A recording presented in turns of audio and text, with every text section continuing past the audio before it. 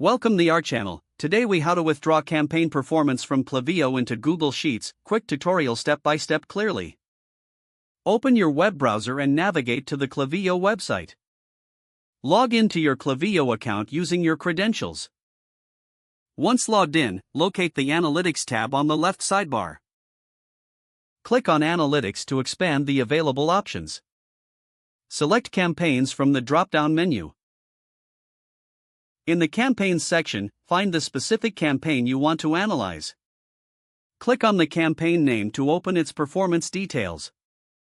Take note of the metrics displayed on the campaign performance page. Open a new tab in your web browser and navigate to Google Sheets. Sign in to your Google account if you are not already logged in.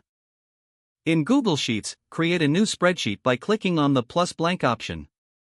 Label your spreadsheet appropriately with the campaign name. In the first row, create headers for the data you want to extract, such as date, open rate, and click rate. Return to your Klaviyo campaign performance page.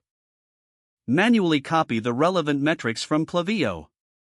Go back to your Google Sheets document. Paste the copied data into the appropriate columns under your headers. To ensure your data is organized, format the cells as needed. After all data is pasted, review the spreadsheet for accuracy. You can now apply additional formulas or charts in Google Sheets for further analysis. Be sure to save your Google Sheets document for future reference. If the page does not load, refresh the browser or try again in a private or incognito window. Make sure you are using the correct email address, then retype it carefully to avoid small typos. If your password is not accepted, use the reset option and create a new strong password you can remember. Check your spam folder for verification or security emails, then complete any requested confirmation steps. Enable two-factor authentication if available to improve account security and reduce unauthorized access risk.